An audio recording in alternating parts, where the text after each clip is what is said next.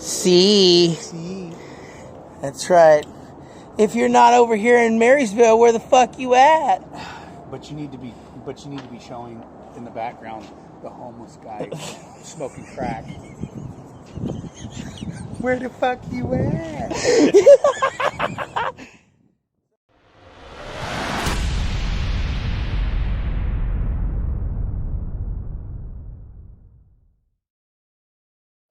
Call the lady. My ex calls her. Yeah.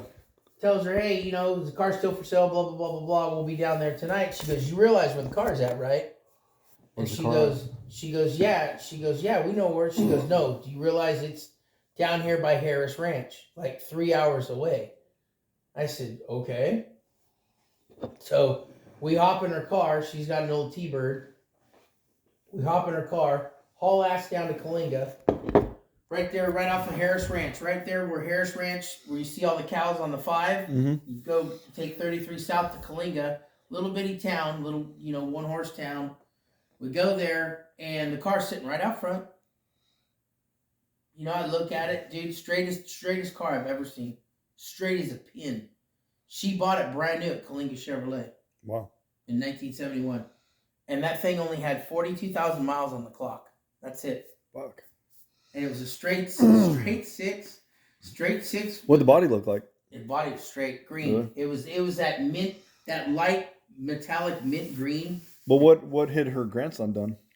He was trying to fix some of the little door dings and imperfections. Like there was one side. At least he was trying. On the court, he was starting to tear up the interior and do like floor covering and stuff. He was gonna fix it up. Not this car, guys. We're talking about no. But car. On the quarter panel on that side, on my 71 on my Nova, it had some gray primer. It looked like he taped it off, and he was trying to fix it. But she just got pissed off at him and took the car away from him because he was, in her eyes, she wanted to keep the car original, and all her grandson was doing was tearing it up. No. That's what she's seen. She's seen him tearing the interior out and not fixing it again. Yeah.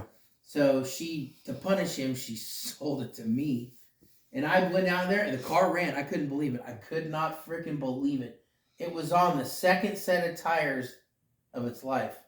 You want to talk about stupid and dangerous? Holy shit.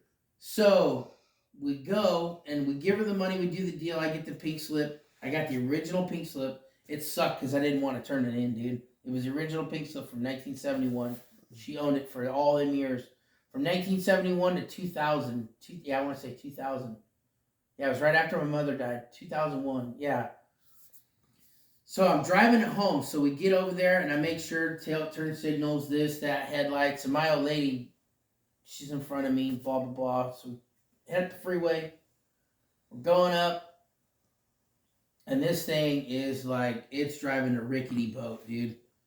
I'm on Highway 5, fresh out of Kalinga, passing the stinky cows, windows down. It's like 9:30 at night, dude. Yeah. Can't see, dim light, headlights are hella dim. Dude, truckers are honking at me on the freeway in the slow lane. That's funny. Get out of the way, almost blowing me off the road and shit.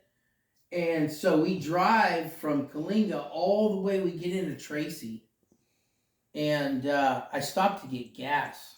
I'll never forget this. This is so funny. Because, 6-cylinder, I'm thinking, V8 mentality, go from Kalinga to Tracy, you're going to have an empty tank. So we get over there. I pull up at the 76 over there off of Patterson Pass, right there on Mountain House Parkway, which is now.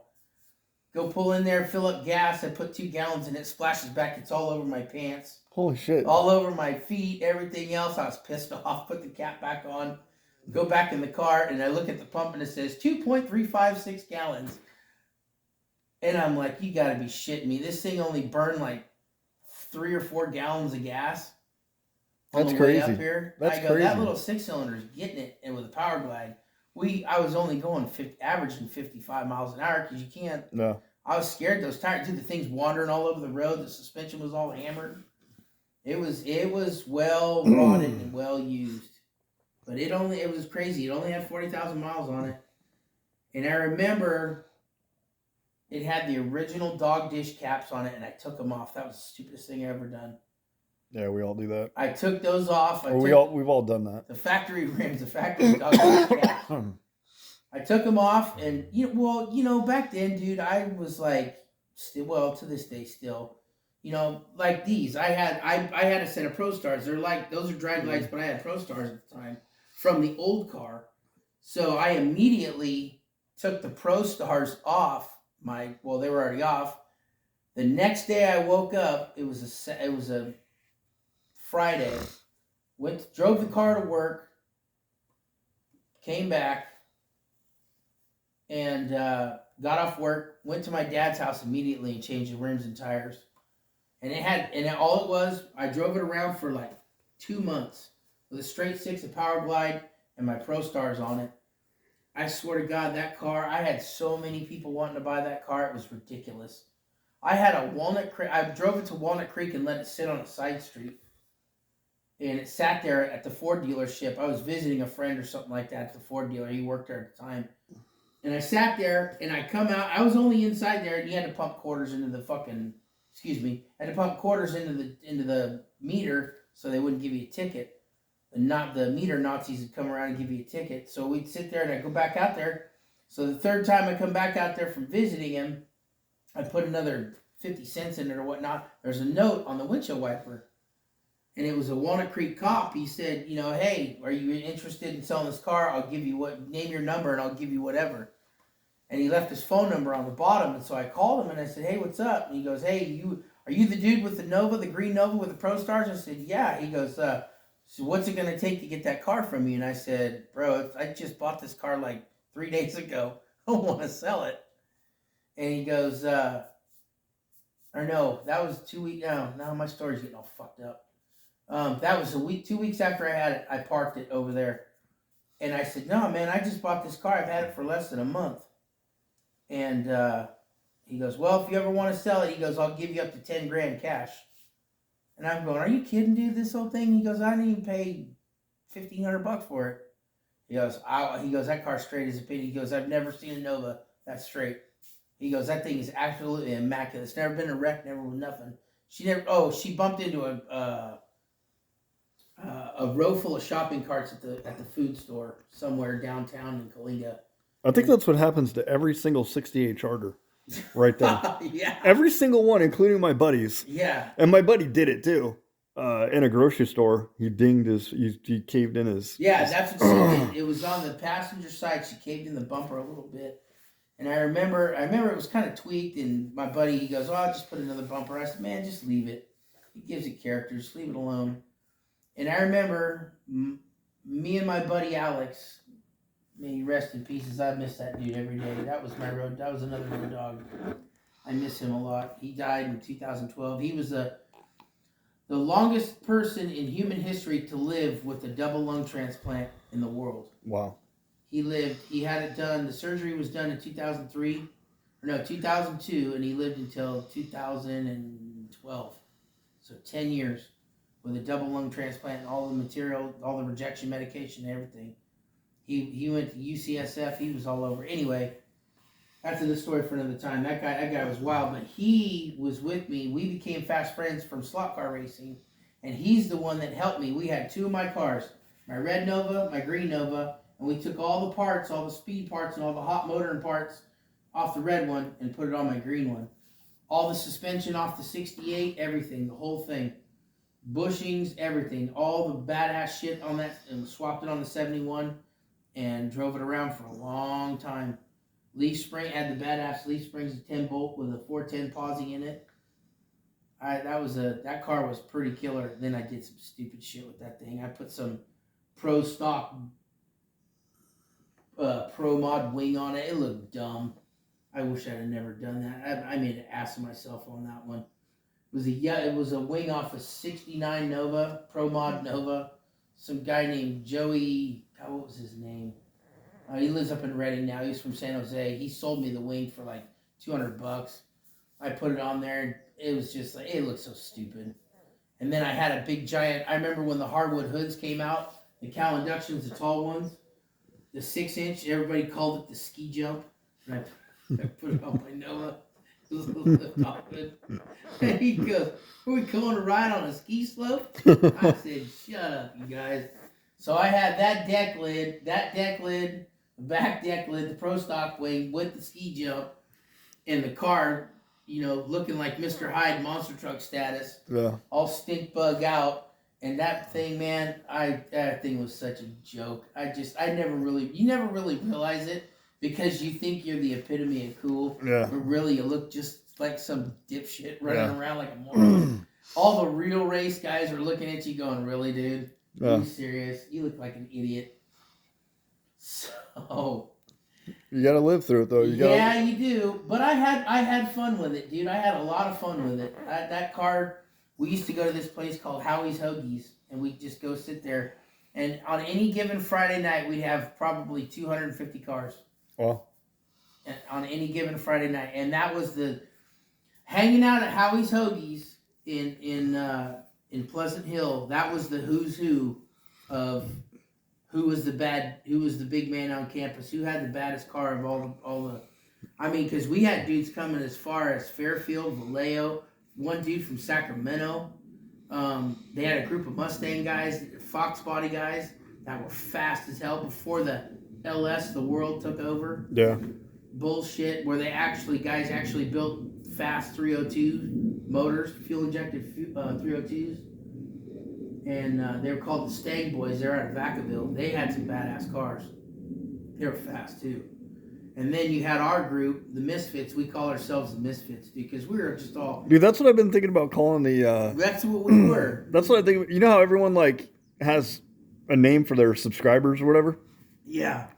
I've been thinking about the Misfits. No, we called ourselves the Misfits because a lot of my friends... There was a lot of us. We were guys, just a small knit, small town USA. Concord's not that small, but we had every genre has their own little niche, rural Kentucky or Ohio, or just like you see on TV, street outlaws. Even here in Arizona, you got guys that go do the cash days and all that stuff. But back home, it was just a group full of probably 15 dudes that had cars like this, like yours, like Mr. Hyde. I know two guys, Doug Horner and this guy named Vince. God, that guy was a dick. But they had some bad... Doug had a badass 69 Roadrunner, white, Alpine white with black stripes. That car was fast. 440, automatic. That thing was sick. And Vince had a 69 Satellite. 69 Satellite, 440 punch to a 450 something. And that thing... And that dude, I swear to God, like religious. Drove it around on the street on slicks. And he was in our group. That thing ran mid-11s. Every car in our group except for mine ran 11s or better. Easily. And I mean, back then, 11... If you ran 11s... Dude, 11s street, is like... Dude, that was fast. Yeah. And I mean, today's world with the kids the way they are, they don't... Dude, they walk into a dealership and come out with you come out with an 11-second Hellcat, 10-second Hellcat. Or you walk out with a 2021, Corvette, or not Corvette, but a Camaro ZL1 or ZR1 or whatever those things are. Mm-hmm.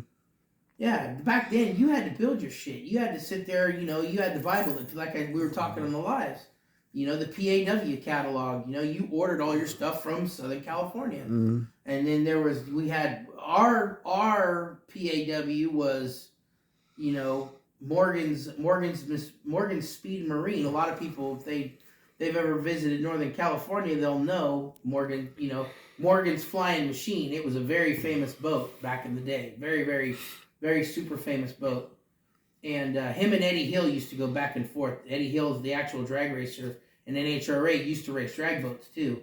So him and Eddie Hill became good friends, and they'd compete with each other back and forth. When they both go to... Eddie would tow from all the way from Texas to Whiskey Town up there in Redding and race, and they'd all race drag boats. The who's who of everybody would come up north to California and race at Whiskey Town. That was the big quote-unquote drag boat race in Northern California. And Tim's Flying Machine used to be there all the time.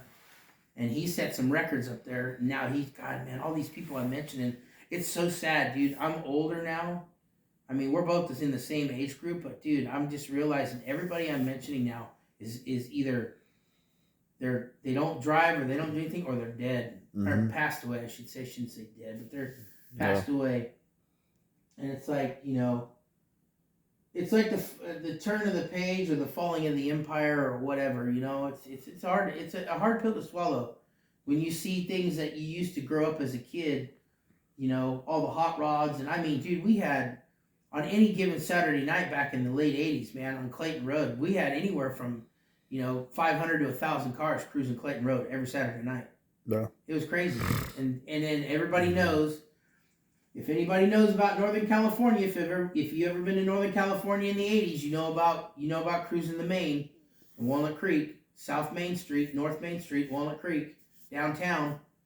You know, that was the 10 top. What was it in a magazine? I seen it. My mom, I call her. She's my surrogate mom. I call her Mama Tina. She was one of the big people that was behind all that Walnut Creek movement. And she used to be one of the people that was behind the scenes on that, set it all up on Saturdays. You know, it was kind of organized but not organized. But she was very involved in it. Tina Powell was her name, and she was one of the big names that used to cruise down there every Saturday. And she showed me in a magazine. It was one of the top 10 places in the nation to cruise in the United States back in like mid 70s and the mid 80s. So, and then that died off, and then it carried on the tradition with us as kids. When we were in high school, we'd cruise Clayton Road or cruise Main, and then the cops started clamping down on us. And then about 2000, I will say this. I mean, I'm jumping around a lot and I'm skipping stories and shit, and it sounds like I'm scatterbrained, but you gotta see the big picture through somebody else's eyeballs. You know, it's hard to envision it when you're not there. For sure. So it was like, and I will say this: you could see a turn of the tide when the Fast and the Furious came out. I don't mean to be a Karen or a male Karen or anything, but that ruined everything. Yeah. That movie just ruined so much stuff. I mean, street racing blew up. I mean, it went from pack of us 20 guys to dudes traveling from as far as, you know, San Jose, Hayward, you know, in groups of like 50 cars and cruising to our spot, and drag racing and street racing in the little fart can cars, little Hondas and shit. And it just, I mean, we were biased. We didn't like those cars. We didn't. Back then, those cars weren't serious to us because those things were all, you know, 13, 14, 15-second cars, and they were nothing. Mm-hmm. You know, we were all, you know, 3-4 seconds faster than them. And it was just like, you know, what do you do? And then they ruined the spot, and the cops would know when we'd go run out there at Marsh Creek. We had the I'm not going to mention his name, but the chief of the Clayton, the head of the chief of police of Clayton PD. I ain't going to say his name because I don't want to get in trouble. He would go out there with us in his '57 Chevy. I've heard a lot of that. I've heard a lot of cops on their off time. Oh yeah, no, he'd come out. He was a great dude. Yeah. And I don't mean to. I know. I'm not going to sit there and get racial because people would say, "Oh, you're being biased." They all the imports. I'm just going to say imports. I'm not going to say the R word or this or that. All the imports that would come through his town, he would stop them. And it was funny as hell. He had we're going out one night, me and the guys, and I mean, we've got my buddy Mark Pattison. He had a '65 Mustang. It was called It's Alive. That thing was badass. That thing's still badass. He's actually working on it now, getting it running again. So it was me, Mopar Dave, Mark, my buddy Scott Zimmerman, which I'm still friends with him now. His car was called Dr. Oles. He had a '79 Cutlass that ran low 11s on spray. That thing was sick. I love that car. I miss it.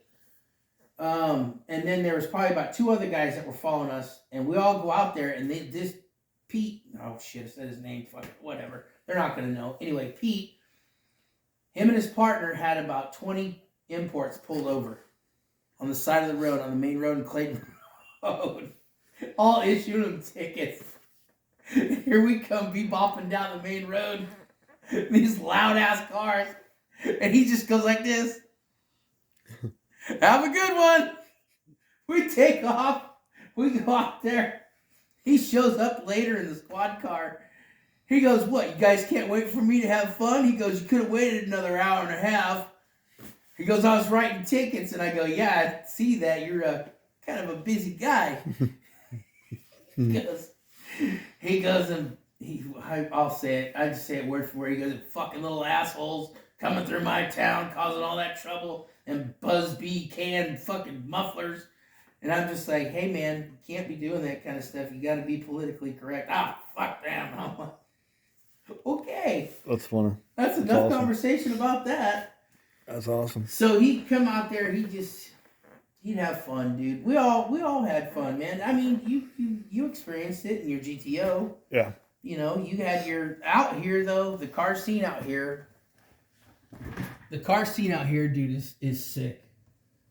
And you when you and your GTO, and I guarantee you had your buddies. You had your. This is my brother's GTO. Yeah, you had your clan, your clique. You know, you guys go hang out at the burger joint or whatever, and our hangout was Jack in the Box on Clayton Road. When you were the quote unquote street racer, yeah. If you had a fast car, you hung out at Jack in the Box on Clayton Road next to the Chevron, and then everybody else went to the 7-Eleven. God, I got so many stories, so much stupid shit I did. But like you guys out here, you guys hung out probably at the burger joint, or you went to the Sonic, or you went, you cruised around. I mean, I don't know where there is out here. Everyone cruised Central. Yeah. It's just Central. It's going through downtown. Yeah. Or when these cars were in their prime, in the 70s, they cruised the mall. The mall has a ring around it. Right. So Metro Mall. Yeah, and I mean we had Sun Valley. We had Sun Valley Mall in Concord back in the day. You know, we cruised everywhere. There were so many places we had.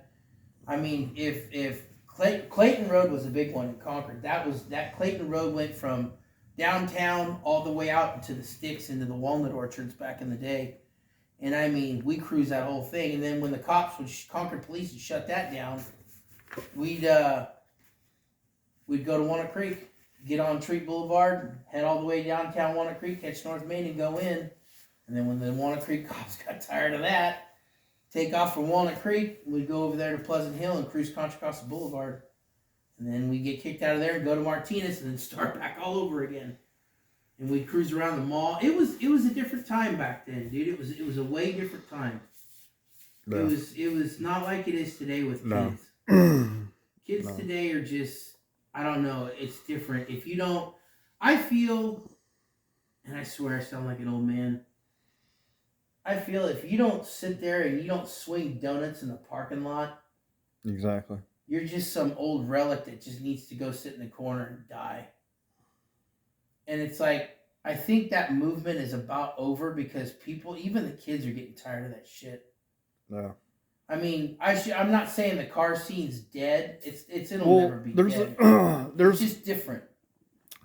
Yeah, and there's definitely kids out there that are into cars. Oh yeah, absolutely. But, the majority of what I found is look at my neighborhood, dude. Do you see any kids? Do you see any kids in the street yesterday when we came home? No, they're all playing video games. Probably. They're all inside playing video games, dude. There's my kids, dude. I got my kids those go-karts. My kids have been under the weather, but dude, if it's sunny outside and it's the weekend, dude, they're in the front yard, they're in the backyard. I mean, dude, people stop and they wave at my kids. I mean, it's weird. People look at my kids like, holy crap, there's kids out here, like the old people. Yeah. They love it. But, it's like the 72 Challenger, dude. I tried to give that to my 19-year-old kid for graduating high school and going to college. I said, dude, that's your deal in college. And he's like, nah, I'm good. As he's playing on his phone. And I mean, dude, that's why I started the channel is I said, dude, I got to capture the imagination of these kids. Cars like this will capture their imaginations because you know what, dude? And several of these kids at these car shows that I've talked to have said this. They don't see these cars doing anything. They go to the car show. They see a guy, no offense, in a lawn chair. See a big old fat bastard like me sitting there going, yeah, I wish I telling stories. Telling stories. No, but they don't see these cars, dude. They don't see. When's the last time you saw a muscle car on the street? Well, you're in California. California is different. Every time I beg to differ. Every time I go to California, me and you are in a different category than the rest. I'm just gonna make this for the record. Me and MCM are in a different category than anywhere in the country. Yeah. Okay, because I'm gonna tell you this right now.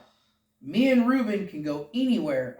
We could take off right now and go Mr. Hyde and go to Phoenix, and I guarantee you, within probably 25 to 30 minutes, we'll see another car. Oh, you will. We'll see. You will. It's here on the West Coast. It's different. It's Harleys, hot rods, muscle cars, especially the area that I live in, dude. Supercars. This is a retirement city. Yeah. The city that I live in is retirement. So all these retired guys have muscle cars.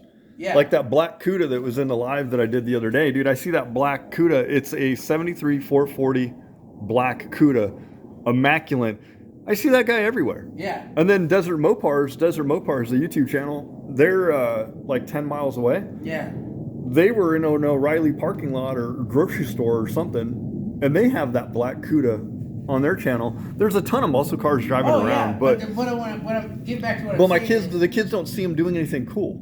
Right, but the thing is, that was the epitome of cool for us. Yeah. That's what we did back then. Oh yeah, I got you.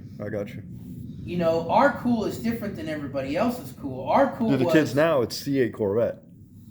It's the whatever. It's the freaking Hellcat. Me and you, like our hot spot, like in the 2000s.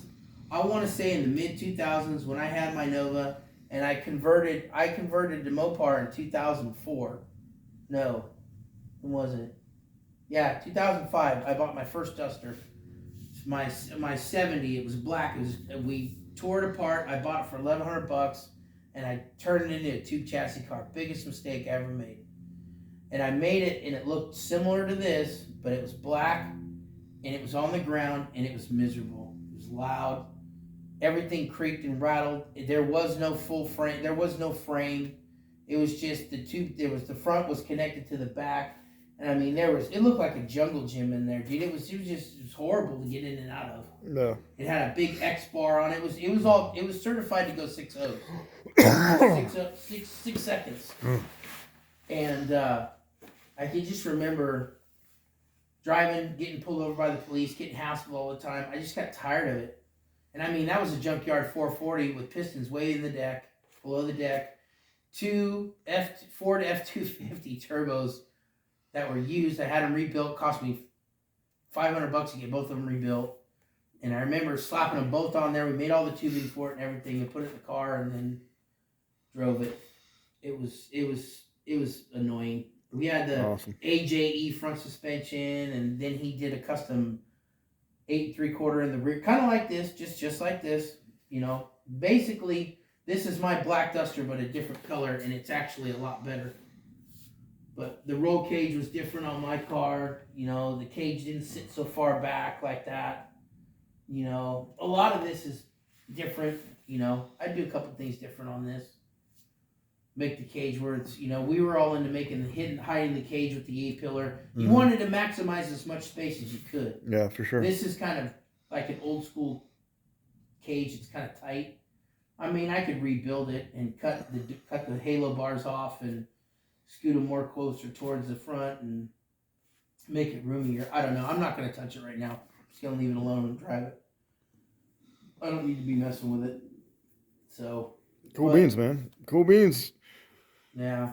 Oh, man. You want some more coffee? I'll have some here. I'll finish this one here in a minute. I'm just recollecting, dude. Just reminiscing. Oh, yeah, for sure. I love it, dude. Dude, I am so appreciative to have somebody in my garage talking cars, dude. Normally it's just me in here. I've got a beer and some Jalen Wennings on, or Waylon Jennings. Jalen, that's actually a good one. I'm not to remember that. I need coffee. I need more of it. You need more coffee. But you can tell we had a good night. Look at all the Coke cans. Listening to, we've got the live feed going. But no. Yeah, dude, I sit in my garage alone and stare at my fucking cars. That's what I do. I'm supposed to be getting Betty White ready, and here I am in Surprise, Arizona, with one of my best friends. with my car in his garage. And I'm supposed to be going back home. It's awesome. Actually, I got to leave here in about an hour or so because I got to get going. They're going to dispatch me today, and I'm going to go through LA. I have a problem. I think I'm going to have an issue. I'm going to be hitting traffic when I get to LA. I'm not going over 40. I'm going to go through LA.